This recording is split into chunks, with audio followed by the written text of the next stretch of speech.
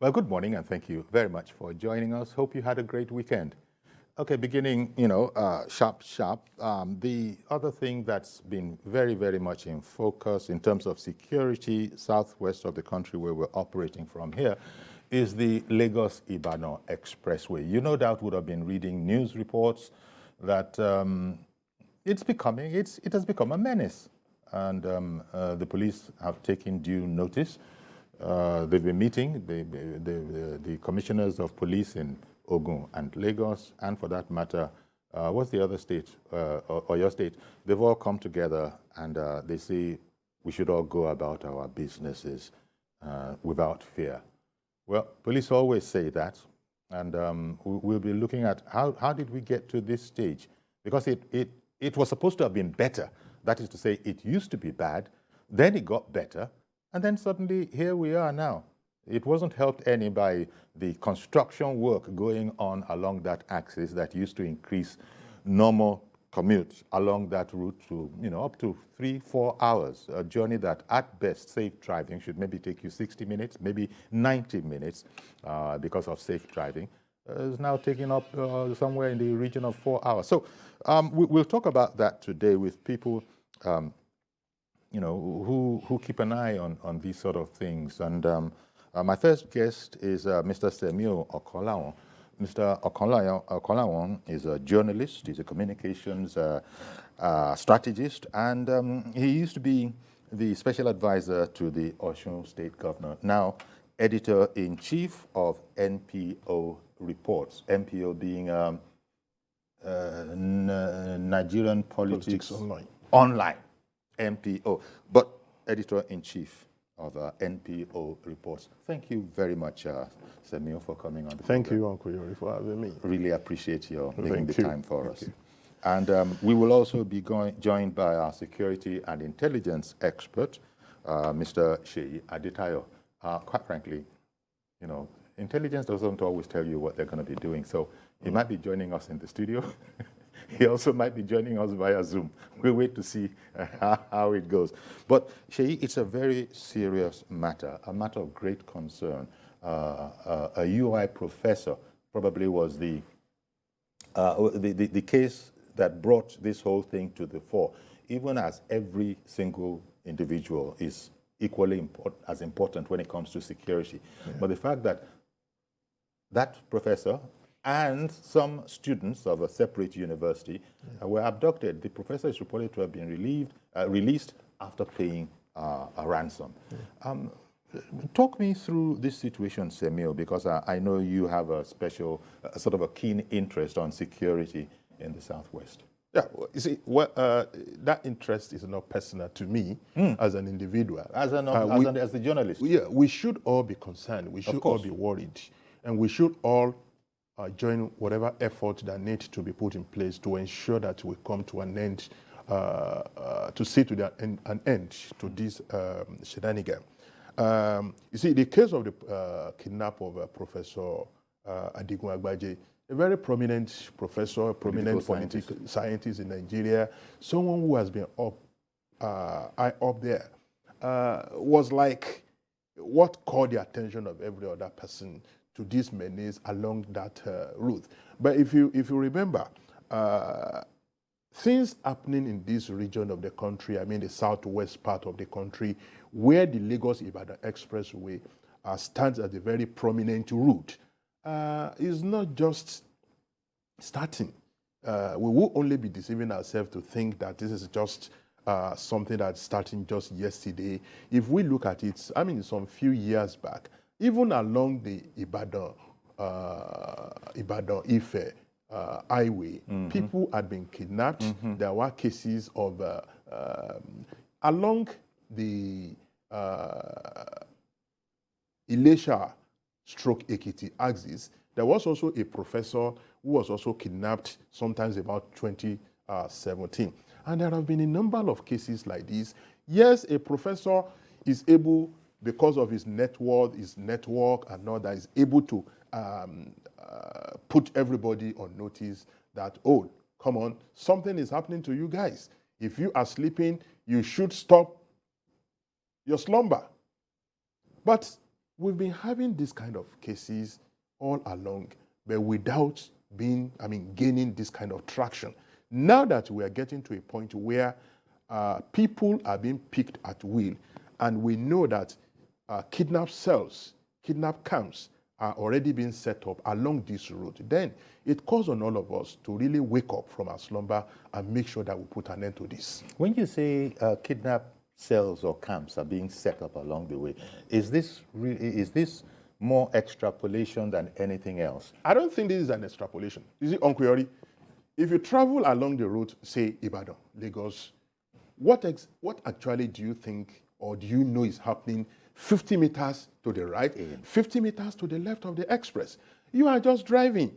And except you have an issue to stay, maybe perhaps something happens to your car along the route, you don't actually know what exactly is happening. And you find out that most of the areas that you're talking about, the entire stretch of the journey you're talking about, most of them, except with the exception of certain parts of Ogun State that are now being taken up by new factories, industrial setups, and all that, you find out that, especially after Ogiri, you find out that the whole stretch is... You're on your own. You're on your own. But for the love of God. But for the love of God, none of us know what exactly is happening 50 meters to the right, 50 meters to the left. But now the police say they've been ordered to come together, the commissioners of police in these 3 states, and fashion out an improved plan, because I don't think they would like us to say that they had no plan whatsoever for that place. So let me just put it discreetly as an improved plan. The Inspector General of Police reportedly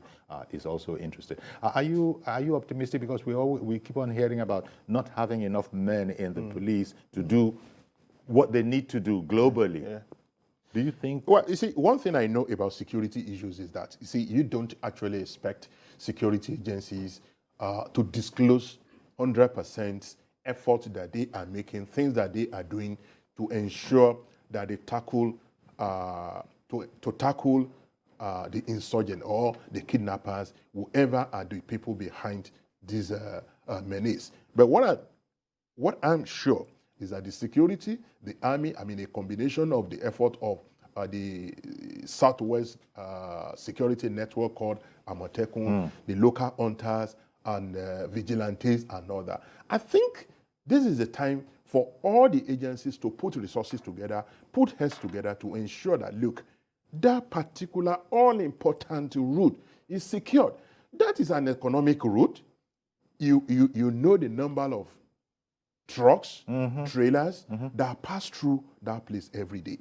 You know the number of vehicles, commercial vehicles, private vehicle owners that apply that route on a daily basis. And so you want to ask me, how do you feel when you start your journey from Bega and you are heading towards Ibadan?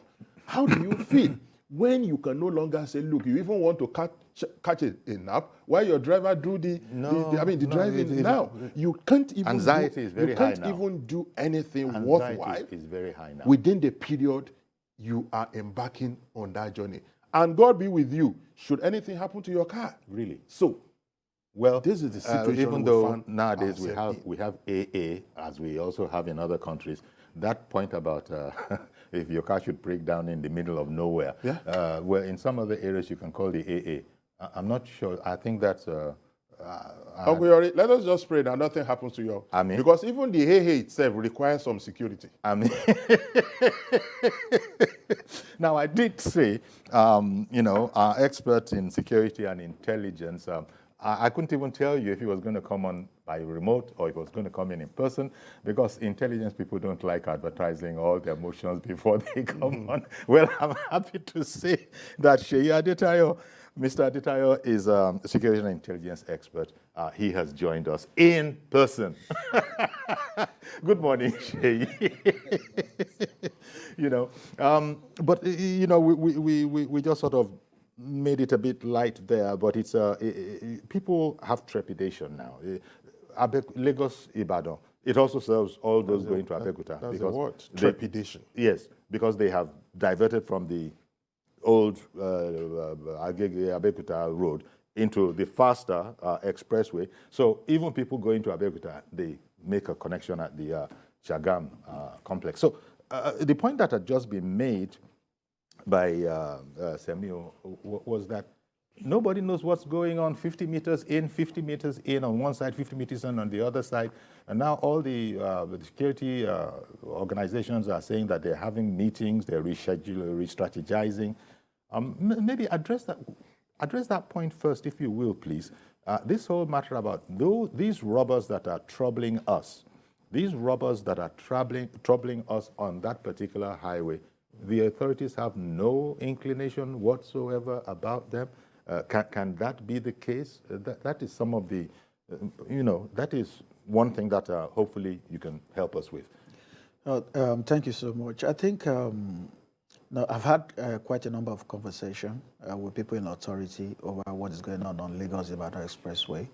And what I expected that we should start seeing now is clearance, because I told them 50 meters both sides, start clearing. Though the issue was, they are private land. I said, let government do the first clearing, yes, then inform the owners of the land. If you don't clear afterwards, we will take the land from you. It's an issue bordering on national security. Yes.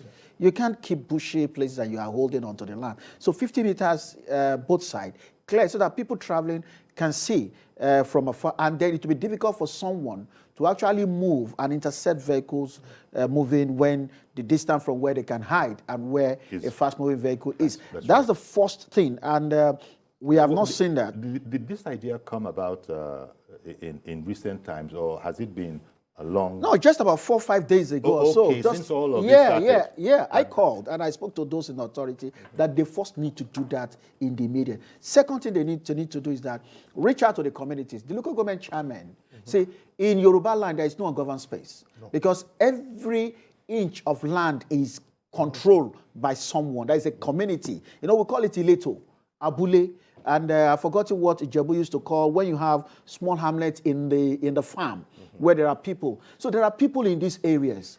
The first thing you need to do, get the local government chairman to invite all these people from around that corridor.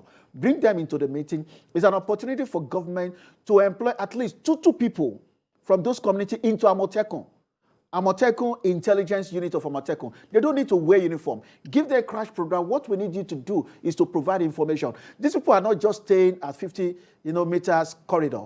They take these people, take them into the interior part, moving from one community to another community for 5, 6, 7 days while they negotiate for ransom and collect. With the screen that you spoke about, that 50 meters to the road that could have been cleared, that is a screen to them. Yeah, it's a screen for attack. Yeah. However, after the attack, they still take these people into those communities. So what they do is, I say from the feedback from the victim, one, these people speak Yoruba fluently. They are northerners, but it shows that they've lived in Yoruba land for a very long time. So it means that they understand the environment. Secondly, the moment they hear that they are close to where people are settled, they divert. But there is no how they will leave traces. And there is no how you have a farm. I have a farm. If somebody enter my farm, and I get to the farm in the morning, I know that people have been here. I know where they came in from. I will know where they came in from. I know where they left from. And these are the informations that are very, very vital. Another thing I told her, I said, if you don't onboard the locals into your fight against those people, I give you 3 months, they will onboard the locals, forming a value chain into their own enterprise. And that's the reason why it became very difficult in Zamfara, in Kaduna, to be able to control it, because they have already formed a value chain where the locals are benefiting. Into the local community. Another thing that we're failing to understand is that as much as we're crying online, on TV, the locals there, they are not on Twitter, they are not on Facebook, they don't even watch TV, they don't even know that people are being attacked on Lagos-Ibadan Expressway. So you need to take this information to them, because they have been seeing these people moving around. They don't know that they are actually committing atrocities on the highway. And they don't wear military uniforms when they are with these people. It's only when they are about to attack that they check into military uniform. So these are vital information, that things that we expect the government to begin to do now. Now, did much of that surprise you? No. You see, let's take it from the point he just made now. You see, I've had the opportunity of interacting because with a few. You might not have heard it, but when I introduced him, Semiu is a journalist and a communication strategist. I've had the opportunity of interacting and extracting certain information from some recent victims of kidnapping. And you see, they tell you from their experience that the period in which they were held captive, they were hearing voices of people, local farmers, in the environment where they were kept. People speaking Yoruba, and as a matter of fact, some of those people responsible for being chained, for keeping them there, interacting with the locals that we're talking about. That means there is a kind of relationship between some of these criminals and the people.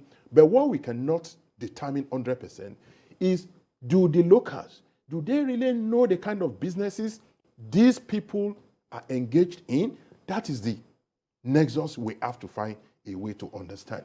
And so when you take information to, and you see, it starts from actions such as clearing the bush around the express and then going interior to actually examine what exactly is happening in all of this environment. And that was why in one piece I wrote recently, I made suggestions that, look, it will not cost too much for our states that are that are responsible for the areas along this route to put up something like area surveillance within the period in which we are ready to solve this problem.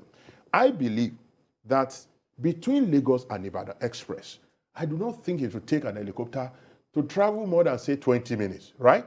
For area surveillance, at least to a very large extent, you can see what is happening on the ground. Hopefully. Yeah. Hopefully. You see, when you hopefully, I add the word hopefully. Hopefully. Because don't forget. It will be difficult. Because of the forest canopy. The canopy you see, there. If you look at the vegetative cover of the area around that Dominion University, downward and to the other side, there has this thick and broad forest vegetative cover, and it will be difficult. And that's the reason why you need ground intelligence. Yeah, you see, a combination of ground and area surveillance. Let me give you an example. Something happened. Sorry, sir. Something happened. Can I add something just before you go? Because in between you experts here, when we're watching films of law enforcement in other countries, we hear that, if you like, let the foliage be what it is. Yeah. There are temperature sensors. So they can make a temperature portrait of you, and as you are running along, they are seeing you and they are telling you. That probably is going to be an add-on that we might not have bought. Or can we take it for? I think we take it for granted? We should not underestimate the capacity of our ear power. You see, we need to understand. But do we have the right tools? You see, movies. Because when they talk about movies, no, it's not movie. I'm coming. Documentaries, sir. I'm coming. Documentaries. Yeah, documentaries. See, we need to understand that. When you see some things happen within the Amazon, let's say Amazon forest, and then you see them using such to trail the narcotic agents, majority of the people within that particular terrain are involved in the narcotic value chain. Okay. But we're talking about an area where we have our own people that are innocent people. What thermal imagery would do for you, it will show you, body heat. I beg your pardon.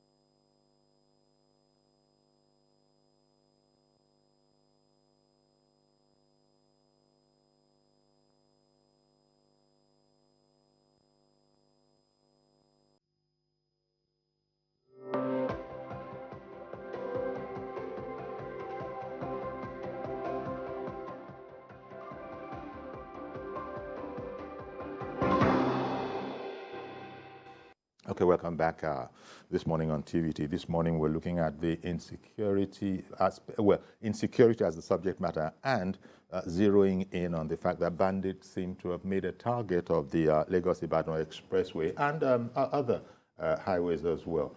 We in Lagos, southwest of the country here, what's that, Kara Bridge or something like that?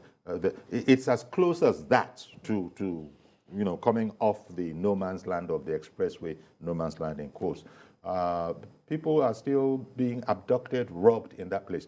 I interrupted my two guests to you, Mr. Semiu Okanlawon, former special advisor to the Osun State Governor and editor-in-chief of NPO reports, and security and intelligence expert, Mr. Seyi Adetayo, who I interrupted. Apologies. Please go ahead now.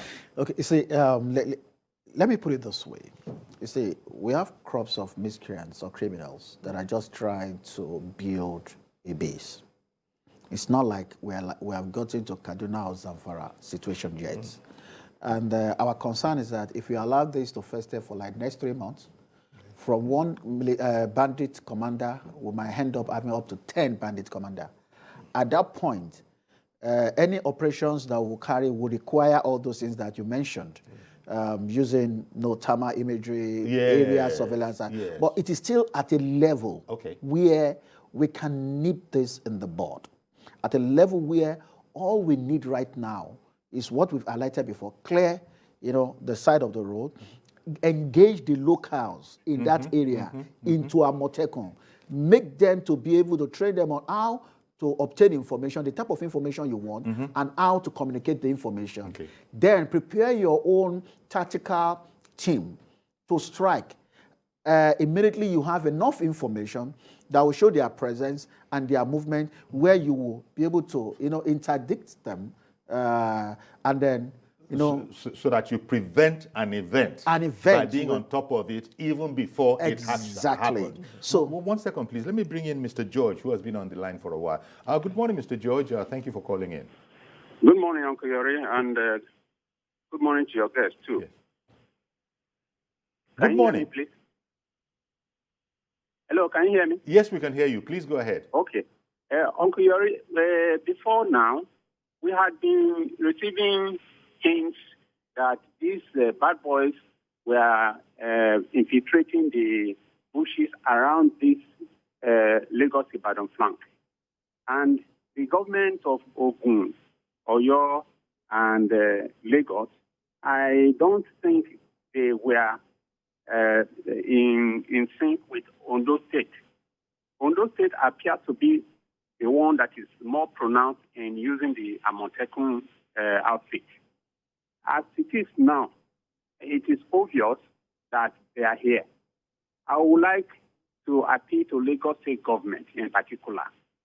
The other states do not seem to have what Lagos State government has that can tackle this issue. Lagos State government should please step in. They have area equipment. They have the manpower and the finance too. They shouldn't rely on Ogun and Oyo alone. They should work together and fish out where these boys are hiding in the forest and get them out before it becomes too late. Too late, indeed. Yes, that's my recommendation. I want to thank you very much, and let me bring this aspect of it. These states have their jurisdictions. Yeah. They have their borders, even though they have often worked together, especially between Lagos and Ogun, right up to Oyo if necessary. They've worked together before. In fact, in Lagos, some people, it's almost like you could have one leg in Ogun State and one leg in Lagos State at a certain latitude. Yeah. Talk to me about possibilities in that area, because it's not as if nothing has been done like that before. No, you see, I think this is where, if you recall, this is where the issue of regional integration comes in. Regional integration, if we didn't take it serious before, I'm sure maybe around 2012, 2013, the Southwest states began to think more on integration. How do we do things in a way that will provide solutions to problems that are common to all the states within this region, regardless of political differences? And now we even have a situation where, apart from Oyo, that is under PDP. We now have almost all the states in the Southwest under the same party. But even in Oyo, where you have PDP, I think there is some kind of understanding that, look, when it comes to collective interest of the people of this region, we must act in concert. We must act in a way to protect the collective interest of our people. Now, if you remember, an organization, Development Agenda for Western Nigeria, Dawn Commission, was established. I am of the opinion that an organization like that must, of necessity, be involved in coordinating activities that will lead to, okay, look, we now have an emergent problem on our hand. We now have a problem on our hand as far as the issue of security is concerned. Dawn was primarily set up to aid economic revival, economic success. DAWN. The Development Agenda for Western Nigeria.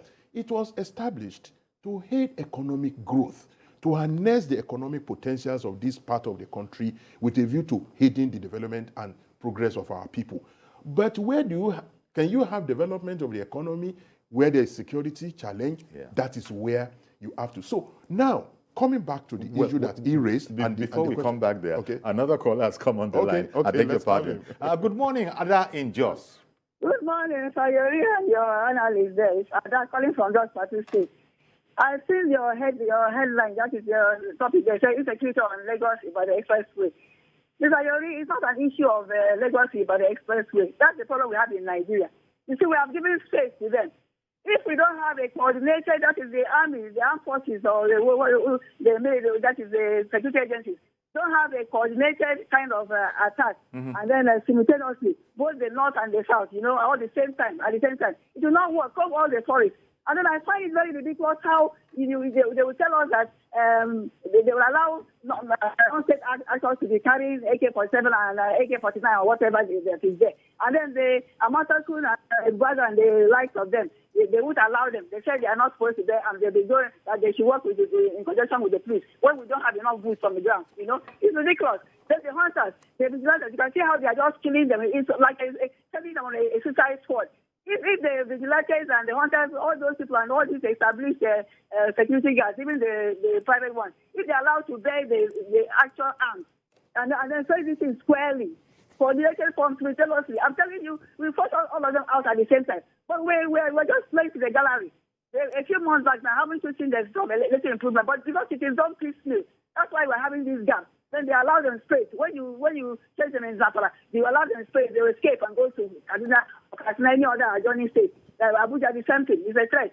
So if that threat on that Lagos-Ibadan road, it's a threat on everybody. So let the emphasis not be just on that road. Let it be everywhere at the same time. I don't know why we have problem in Nigeria. President Buhari said that state police is not the option. What is the option now? Option is allow people to non-state actors to be carrying appropriate arms, and then the others will be going on suicide squad. We're not serious as a people. All the same, let's not give up on this country. It shall be well. All right then. Thank you very much, Ada. Let me ask you this.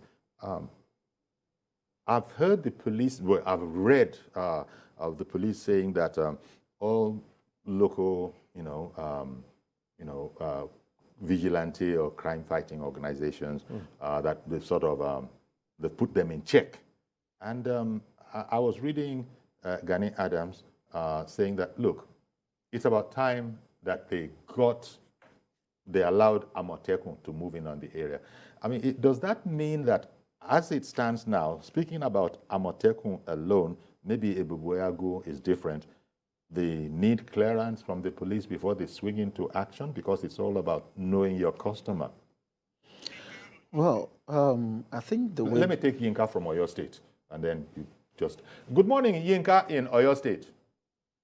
Hello, good morning, Uncle Yori. Good morning, sir. Yes, sir. I want to ask your program. I stay in Ibadan, so I should be able to say a little bit more about this thing happening on this Lagos-Ibadan Expressway. Let me be very sincere with you. Just like the Kara issue the other time, most of the things happening there, I wouldn't want to be a tribalist. But the fact is that, you see, those clusters of Hausas around there is where the problem lies. The same thing happens to this Lagos-Ibadan Expressway at Ujiri. anything that happens at Ojeri, nobody says anything. Those boys asked to be, is that the Ogun State government has to do something about that trailer park at Ojeri? That will solve about 50% of whatever is happening on that Lagos-Ibadan Expressway. Thank you. All right, then. Well, thank you very much. That's by way of information. It was you that I interrupted because the calls are coming thick and fast. I had brought up the question about, do they need a release from the police before they swing into action? Apparently, they can't. Otherwise, Gani Adams wouldn't have been saying that it's about time you allowed Amotekun. I think we are getting the Amotekun project wrong. And this also has to do with how we appoint people into position. For example, in music, if the producer is a saxophonist, you discover that saxophone will be so prominent in the byproduct of the song. If it's a guitarist, you see that guitar will be prominent. If you put soldiers, retired soldiers to head Amotekun, it's going to look like a fighting force. Police will have issues with that. Yeah. If you put police there, maybe the leader will have the ability to relate more with the command, with the state command. Yeah. Because, see, we have to give it to the police. It's their responsibility. Mm-hmm. Are you with me? Yeah. If you put, or you make the leadership to be dominated by people with intelligence, then it will serve its purpose. Amotekun actually supposed to be majorly 80% intelligence and 20% standing force. But what we are seeing today is 98% an agency that want to replicate the police. There will be issue with the police. And that is the problem we're having. We have this pension for Major General retired to head anything we want to try and do. Mm-hmm. They were not trained for internal security. Due respect to their competence. Are you with me? You won't see in the US them using ex-military to do things that are meant for domestic operations. Mm-hmm. We understand. So that's where we're getting it wrong. Let me come back. In case there's more to it, we'll come back on that. But in the meantime, Alhaji Aminu has called in from Ikeja. Good morning to you, Alhaji. Good morning, Uncle Yeri. Thank you for calling in. Thank you. Uncle Yeri, sorry, my own contribution about this insecurity on the Ibadan Expressway is that please, we need to learn how to discuss about security in Nigeria.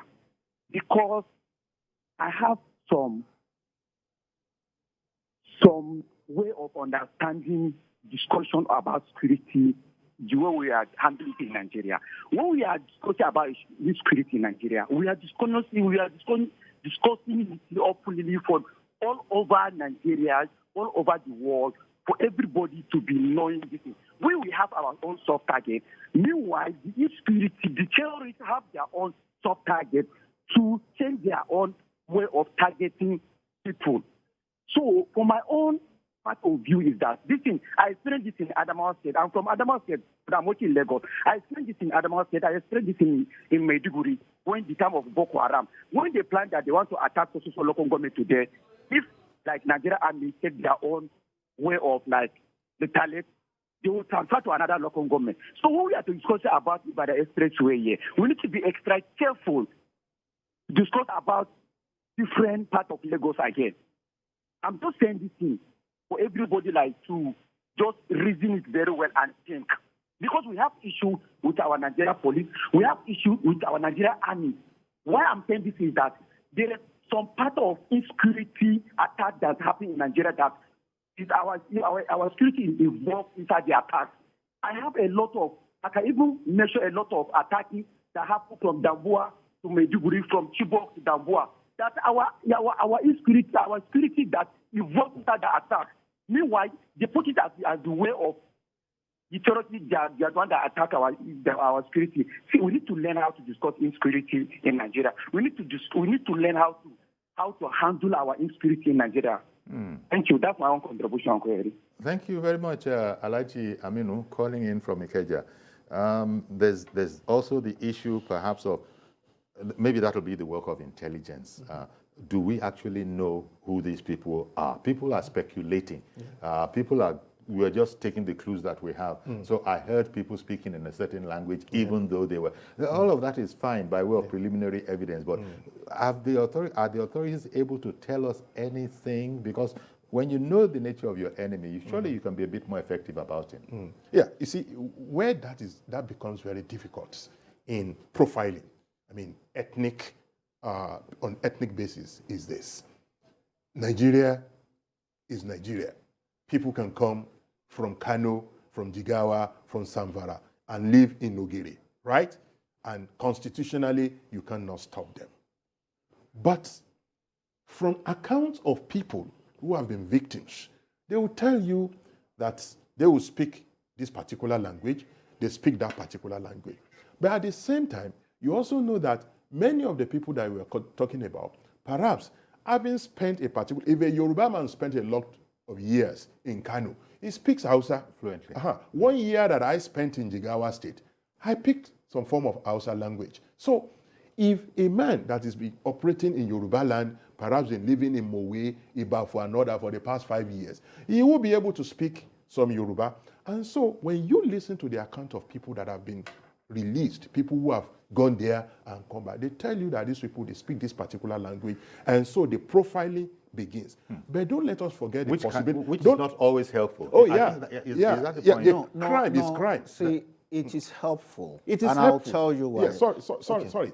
It is helpful in the sense that, okay, you are able to arrive at a particular conclusion that, okay, if a preponderance of opinions are pointing to the fact that when people come out of the den, what they tell us that this is a language, and it's consistent. And consistent. But one thing I must also point out at this stage is that we must also not forget the possibility of sabotage among your own people. Don't forget that every crime is a crime. And people, whether in Yoruba land or Hausa, in Igbo, in Fufu, there are criminals. There are criminals from Yoruba land. So if there are some people who are from certain part of the country who have taken position to commit crime in this part, and then they are able to recruit the locals into their scheme, of course, you will find Yoruba people who are collaborating with them. And I'll give you an example. At a time between around Gbongan and all that, sometimes, there were some people that were kidnapping, and people say, oh, no, they are Fulani. But at the end of the day, a time came when some people were arrested, and they turned out to be indigenous. So you can't, it's either, either here nor there when it comes to the issue of ethnic I'm going to come to you because you also had something to say about profiling. Benga in Abuja, thank you very much for holding on. Good morning to you. Good morning, Mr. Yori. Good morning to your guests. Good morning. Good morning. The bandits operating along Lagos-Ibadan Expressway are not strangers. I'm from Ogun State, from Shagamu in particular. If you look from Ogere, Shapade, all those areas, there is no jungle there that had not been cultivated. Those jungle are farmland, farm settlement, villages, and community. There's no way a stranger will enter that place that the community will not know who they are. In essence, what I'm saying is those who are committing those things are from the community there. And they are now, kidnapping is now a business. People are sponsoring them, arming them, so that they can go and collect millions and share. When those that they arrested in Kaduna, they said the big people that give them bread, logistics, they are from the same community where they are staying. They already made covenant with them. They should not expose them, and if they expose them, they will wipe out the whole community. So they want running errand for them. So what I'm saying is that the governor and the people in that area, they should look at the community, the hunters, the OPC, they should rise up and chase out those people and arrest them. There's something intelligent to get arrested. They are not Fulani. I don't know. Even they are Fulani, they are working with the natives, and they will know them. Nobody will kidnap somebody and keep it in a hole. They will keep them in some places and be feeding them. Who are the people supplying logistics and food for them? They are the same people in the community because they are making money from it. A loaf of bread for the bandit is about 2,000 naira, and some people are supplying because they are making money from it. So the conclusion is that the state governors of Oyo and Ogun to come together and liaise with the Bale, the Olori Adubo, and everybody in the community there to identify people and flood them out. Thank you very much. Thank you very much, Benga. That's another scary dimension. Please go ahead, Seyi. Maybe you also want to include something. Yeah, you see, there's something we call criminal profiling. It helps a long way. If you look at America, there are certain crimes, and the way it happens, they will know whether this is Irish gang, or Korean or Russian syndicates that are involved. Doesn't mean that they are being racist, but it helps them to be able to know what the motive could be and how to be able to dismantle that activities. And this is also very important. The last caller made lots of important points, but there is an area where I do not agree with him. In the area that the people, those who were kidnapped, said these people were northerners, but they speak Yoruba fluently. They don't understand English. When they try to speak English, they beat them and tell them that they should either speak Yoruba or they speak Hausa. So that has been established. And if you look at around Ogere, Ogere is a large community that house people from northern extraction. And there are a lot of those boys there that does not have what they do. So they are ready tools in the hands of whoever is ready to harm them. And it is still the same route where they would used to enter those forests and go to those places. We've seen cases here, especially this Kara here, where it is the leadership of Kara Market that were arresting criminals, that they saw that they know these boys, they don't have any job, and suddenly they saw them counting huge amount of money. They knew they have gone to commit atrocities, and they arrested them and handed them over. So this kind of profiling helps. What we expect that the law enforcement agencies to do or government to do is invite the leadership in Ogiri. I say this is what is happening. We believe that these criminals might be people hibernating with you people for a very long time. And these are the things that we expect you to begin to look for. Because at the end of the day, they are going to come back to either Ogiri or to Shagamu, that Shagamu market where they bring things from the north. So you need to call all those people and say, please start monitoring some of these criminal elements that have joined you people or those that have been with you people for a long time and they have been recruited, into this. We also need to understand that the place we're talking about, they are not populated environment. They are thick forest. So the villagers in those areas might not know. And we must try now to onboard the villagers before these people onboard them and they become part of the value chain. That is what we're talking about. Indeed. It's, on the one hand, everybody has the right, every Nigerian has the right to reside anywhere. But that's not the same as saying every Nigerian has a right to be criminal in his behavior anywhere. That's not the spirit of the law at all. And so here we are. So I wanted to ask you first, the police has said that, as I said, the police always say that, go about your business, we are up to the task, and that kind of a thing. Well, by now, not too many Nigerians, will therefore sleep with both eyes closed. They will know that, let me also own the process. Let me keep one eye open, just to be on the safe side. How difficult do you feel this task is? Because the society wants answers to this. The society wants to be able to travel again. People are now scared of that place. And it's not just about people who need to go to Ibadan or Abeokuta, or just about everybody needing use that road as a gateway, right? You see, let me respond to that with a video that was circulating some 3 days ago around Shapade Ogere axis. I think there was another apprehension that kidnappers had seized the road. And so many vehicles, trucks, commercial vehicles, private vehicle owners, everybody stopped. And for hours, they were there. Nobody knew what was actually happening. But you see, we later got to know that, okay, some kidnappers hit the road and they were able to pick a few people that they were going to pick. And that tells you that, look, the road is actually in danger. And so it then compels us to look for immediate solutions. Indeed. One moment, because I've got to go on the almighty break. Okay. Okay, welcome back. Quickly now, our guests are still in place, Semiu Okanlawon and Seyi Adetayo. And Mazi Okorafor has called in from Arochukwu. Good morning to you, Mazi. Good morning, sir. Good morning, I guess. Good morning, sir. When we talk about this Ibadan Lagos bandit threat, to me, I don't know. When foreign countries gave us information on what to do, we thought that, I think we saw what happened in Istanbul yesterday. The major road, nobody knows how it happened. I think the Nigerian government have sent a condolence visit to those, condolence message to those people. Now, the thing is this. All our roads, to give an example, let us look at it.